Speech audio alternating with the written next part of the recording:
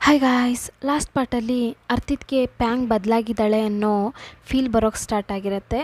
So ಇವತ್ತಿನ ಎಪಿಸೋಡಲ್ಲಿ ಏನಾಗುತ್ತೆ ಅಂತ ನೋಡೋಣ. ಅದೇ ಟೈಮ್ಗೆ ಲಿಂಗು ಅರ್ತಿತ್ ಜೊತೆ ಕೂತ್ಕೊಂಡು ಮಾತಾಡ್ತಾ ಇರುವಾಗ ಏನು ಹೇಳ್ತಾಳೆ ಅಂದರೆ, ಪ್ಯಾಂಗ್ ನಿಜವಾಗ್ಲೂ ಮೊದಲಿನಂಗಿಲ್ಲ, ಅವಳು ಫುಲ್ಲಾಗಿ ಬದಲಾಗಿದ್ದಾಳೆ. ನೀನು ಹೀಗೆ ಮಾಡ್ತಾಯಿದ್ರೆ ಅವಳು ಹಳೆ ರೀತಿ ಆಗಿಬಿಡ್ತಾಳೆ. ಅವಳಿಗೆ ಒಂದು ಚಾನ್ಸ್ ಕೊಟ್ಟು ನೋಡ್ಬೋದು ತಾನೆ, ಆವಾಗ ತಾನೇ ನೀನು ಅವಳನ್ನ ಅರ್ಥ ಮಾಡ್ಕೊಳೋಕ್ಕಾಗೋದು ಅಂತ ಅಡ್ವೈಸ್ ಮಾಡ್ತಾ ಇರುವಾಗ ಈ ಟೈಮಲ್ಲಿ ಅರ್ತಿತ್ ಅಮ್ಮನೂ ಬಂದು ಇವ್ರು ಮಾತಾಡೋದನ್ನ ನೋಡ್ತಾ ಇದ್ದಾರೆ. ಇವರಿಗೆ ಆಲ್ರೆಡಿ ಲಿಂಗ್ ಅಂದರೆ ಇಷ್ಟ. ಇವಾಗ ಏನು ಅನ್ಕೊತಾ ಇದ್ದಾರೆ ಅಂದರೆ, ಲಿಂಗ್ ಎಷ್ಟು ಸೈಲೆಂಟ್ ಹುಡುಗಿ ಆಗಿದ್ದಾಳಲ್ವ, ಈ ಥರನೇ ಸೊಸೆ ಬೇಕು ಅಂತ ಒಬ್ಬರೇ ಮಾತಾಡ್ಕೊಳ್ತಾ ಇದ್ದಾರೆ. ಅರ್ತಿತ್ತು ಲಿಂಗ್ ಹೇಳಿದ್ನ ನೈಟ್ ಎಲ್ಲ ಥಿಂಕ್ ಮಾಡಿ ನೋಡ್ತಾನೆ. ಅದಲ್ಲದೆ ಇವನು ಒಂದು ಚಿಕ್ಕ ಹುಡುಗಿನ ಸೆಟ್ ಮಾಡಿ ಇಟ್ಟಿರ್ತಾನೆ. ಪ್ಯಾಂಗ್ ಎಲ್ಲಿಗೆ ಹೋಗ್ತಾಳೆ ಬರ್ತಾಳೆ ಅಂತ ಫೋಟೋಸ್ನ ತೆಗೆದು ಇವನಿಗೆ ಕಳಿಸ್ಬೇಕು ಅಂತ ಹೇಳಿರ್ತಾನೆ. ಅದೆಲ್ಲ ಡೈಲಿ ನೈಟ್ ನೋಡ್ತಾ ಇರ್ತಾನೆ. ಇವತ್ತು ಹಾಗೆ ಆ ಹುಡುಗ ಕಳಿಸಿರೋ ಫೋಟೋಸ್ನ ನೋಡ್ತಾ ಇರುವಾಗ ಅರ್ತಿತ್ ಮತ್ತು ಪ್ಯಾಂಗ್ ತುಂಬ ಕ್ಲೋಸ್ ಆಗಿರ್ತಾರಲ್ಲ, ಆ ಫೋಟೋ ಬಂದಿದೆ. ಅದನ್ನ ನೋಡಿದ್ದೆ ಮುಖನ ಸಿಂಡಿಸ್ಕೋತಾನೆ. ಹಾಗೆ ಆ ಚಿಕ್ಕ ಹುಡ್ಗಂಗೆ ಕಾಲ್ ಮಾಡಿ, ಓಯ್ ನಿನಗೆ ಏನು ಫೋಟೋ ತೆಗಿಯೋಕೆ ಹೇಳಿದರೆ ನೀನು ಏನು ಫೋಟೋ ತೆಗೆದು ಕಳಿಸಿದೀಯಾ ಅಂತ ಕೇಳಿದಾಗ ಆ ಹುಡುಗ ಏನಂತಾನೆ ಅಂದರೆ, ನೀವು ತಾನೇ ತೆಗಿಯೋಕೆ ಹೇಳಿದ್ದು ಅಂತ ಇದ್ದಾನೆ. ಇನ್ಮೇಲೆ ನೀನು ಅವಳು ಒಬ್ಬಳೇ ಇರೋದು ತೆಗೆದ್ರೆ ಸಾಕು, ಸುಮ್ಮನೆ ಹಿಂಗೆ ಜೋಡಿ ಫೋಟೋ ಎಲ್ಲ ತೆಗಿಬೇಡ ಅಂತ ಹೇಳಿ ಕಾಲ್ ಕಟ್ ಮಾಡ್ತಾರೆ. ನೆಕ್ಸ್ಟ್ ಡೇ ನೋಡಿದರೆ ಹೀರೋ ಅಪ್ಪ ಇಲ್ಲಿಗೂ ಅವಸರಾಗಿ ಹೊರಡ್ತಾ ಇದ್ದಾರೆ.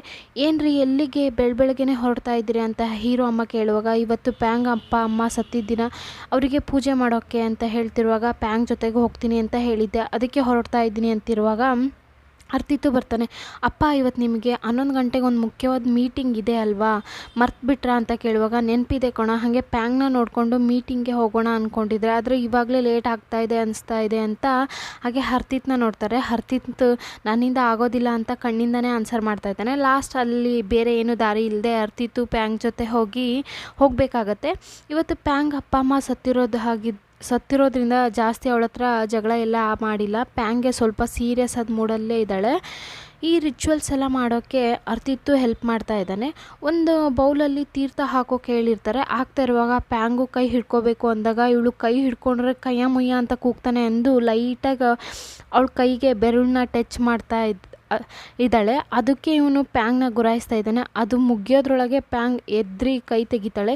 ಈ ಪೂಜೆ ಎಲ್ಲ ಮುಗಿದ್ಮೇಲೆ ಅಲ್ಲಿರೋ ಮೀನಿಗೆಲ್ಲ ಫುಡ್ ಹಾಕುವಾಗ ಹೀರೋ ಬಂದು, ಬಾ ಹೋಗೋಣ, ಹೊರಡು ಪ್ಯಾಂಗ್ ಹೊರಡು ಅಂತ ಹಿಂಸೆ ಮಾಡ್ತಾ ಇದ್ದಾನೆ.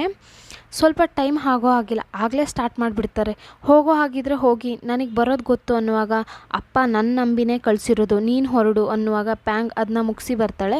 ಪ್ಯಾಂಗ್ ಆಲ್ರೆಡಿ ಒಂಥರ ಇರ್ತಾಳೆ.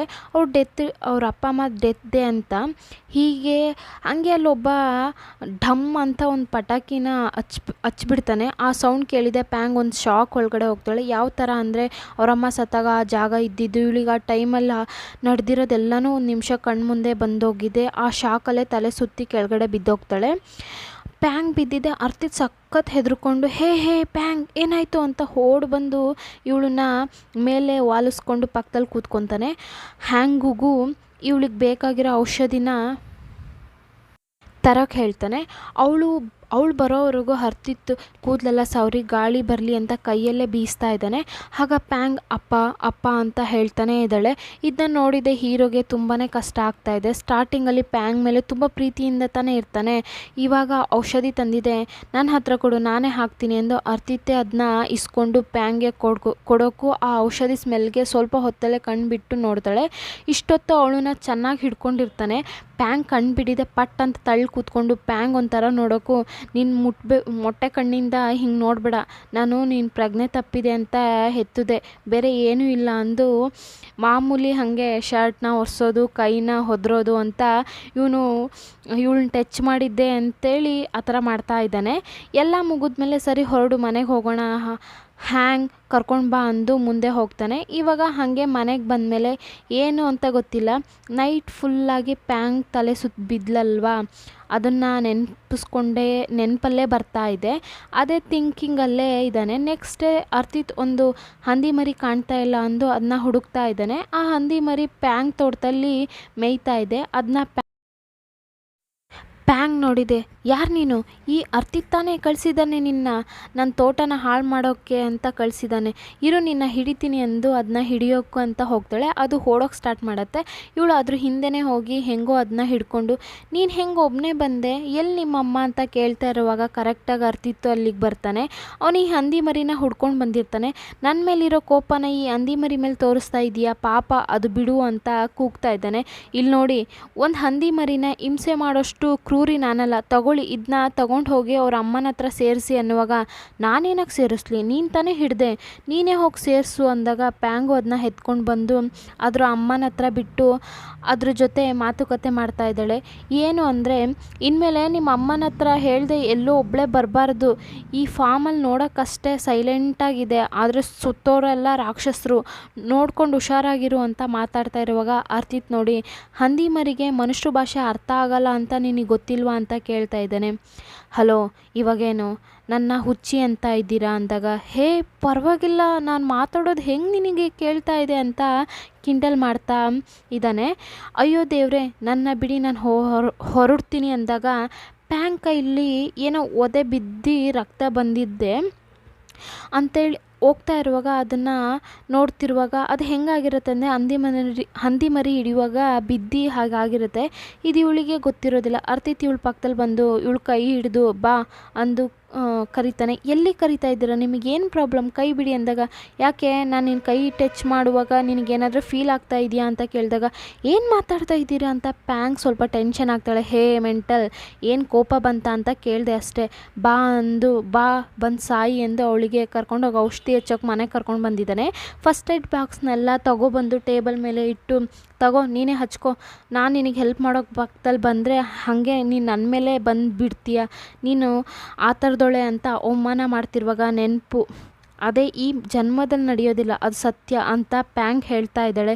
ಹೌದು, ಆದರೆ ನಾನು ನಿನ್ನ ನಂಬೋದೇ ಇಲ್ಲ, ಸತ್ಯ ಎಲ್ಲ ಮಾಡಬೇಡ, ಆಮೇಲೆ ಸತ್ಗಿತ್ತು ಹೋಗ್ತೀಯಾ, ತೆಗೆದು ಹಚ್ಕೋ, ಬಾಯ್ ಮಾಡಿದೆ ಅಂತ ಹೇಳ್ತಿರುವಾಗಲೇ ಅಲ್ಲಿಗೆ ನಾನು ಬರ್ತಾನೆ. ಮುಂದೆ ಫಸ್ಟ್ ಏಡ್ ಕಿಟ್ ಇರೋದು ನೋಡಿ, ಪ್ಯಾಂಗ್ ನಿನಗೇನಾಯಿತು, ಅರ್ತಿತ್ ಏನು ಮಾಡ್ದ ಅಂತ ಕೇಳುವಾಗ, ಇಲ್ಲ ಅವರೇನು ಮಾಡಿಲ್ಲ, ನಾನೇ ಬಿದ್ದೆ ಅಂತ ಹೇಳಿದಾಗ ನಾನು ಬೇಗ ಬಂದು ಪ್ಯಾಂಗ್ ಪಕ್ಕದಲ್ಲಿ ಕೂತ್ಕೊತಾನೆ.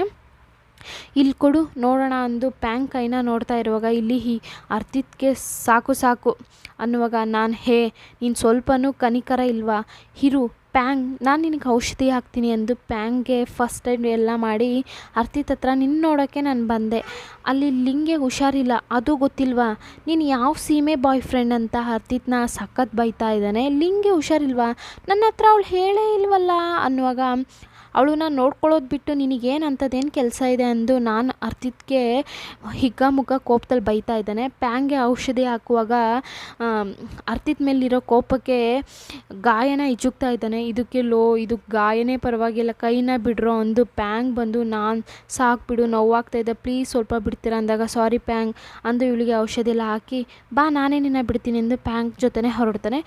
ನೀನು ನನ್ನ ತಾನೇ ನೋಡೋಕೆ ಬಂದೆ ಅಂತ ಅರ್ತಿತ್ ಕೇಳ್ತಾ ಇದ್ದಾನೆ. ಅಷ್ಟೇ, ಇದ್ರ ಮೇಲೆ ನಿನ್ನ ಹತ್ರ ಏನು ಹೇಳೋದು, ಹೇಳಿರೋದು ಅರ್ಥ ಆಗಿದೆ ಅನಿಸುತ್ತೆ, ಲಿಂಗ್ನ ಚೆನ್ನಾಗಿ ನೋಡ್ಕೊ ಅಂದು ಪ್ಯಾಂಗ್ ಜೊತೆಗೆ ನೋಡ್ಕೊಂಡು ಬರುವಾಗ ಪ್ಯಾಂಗ್ ಹೇಳ್ತಾ ಇದ್ದಾಳೆ, ಈ ಅರ್ತಿತ್ ಯಾಕೆ ಹಿಂಗಿದ್ದಾರೆ, ಲಿಂಗ್ನ ಚೆನ್ನಾಗಿ ನೋಡ್ಕೊತಾನೇ ಇಲ್ಲ, ಲಿಂಗ್ ಏನಾದರೂ ಕಣ್ಣು ಕಾಣಿಸೋದಿಲ್ವಾ, ಹೋಗಿ ಅರ್ತಿತ್ನ ಲವ್ ಮಾಡ್ತಾ ಇದ್ದಾಳೆ ಅಂದಾಗ, ನೀನು ಒಂದು ಕಾಲದಲ್ಲಿ ಕಣ್ಣು ಕಾಣದೆ ತಾನೇ ಸುತ್ತಾ ಇದ್ದೆ ಪ್ಯಾಂಗ್ ಅಂತ ಫೇಸ್ ಔಟ್ ಮಾಡ್ತಾನೆ. ಸೊ ಇವತ್ತಿನ ಎಪಿಸೋಡ್ ಇಲ್ಲಿಗೆ ಮುಗಿಯುತ್ತೆ. ಈ ಎಪಿಸೋಡ್ ಇಷ್ಟ ಆದರೆ ಲೈಕ್ ಮಾಡಿ, ಕಮೆಂಟ್ ಮಾಡಿ, ಹಾಗೆ ಮರಿದೆ ಸಬ್ಸ್ಕ್ರೈಬ್ ಮಾಡಿ ಪ್ಲೀಸ್ ಗೈಸ್, ನನ್ನ ಚಾನಲ್ನ ಸಪೋರ್ಟ್ ಮಾಡಿ. Thank you all. ಇಷ್ಟು ದಿನ ವೀಡಿಯೋ ಆಗ್ತಾ ಇದ್ದಿದ್ದಕ್ಕೆ ಸಾರಿ, ಇನ್ಮೇಲೆ ಡೈಲಿ ವೀಡಿಯೋ ಹಾಕೋದಕ್ಕೆ ಟ್ರೈ ಮಾಡ್ತೀನಿ. ಸಾರಿ, ಯಾರು ಬೇಜಾರು ಮಾಡ್ಕೋಬೇಡಿ ಪ್ಲೀಸ್. ನನ್ನ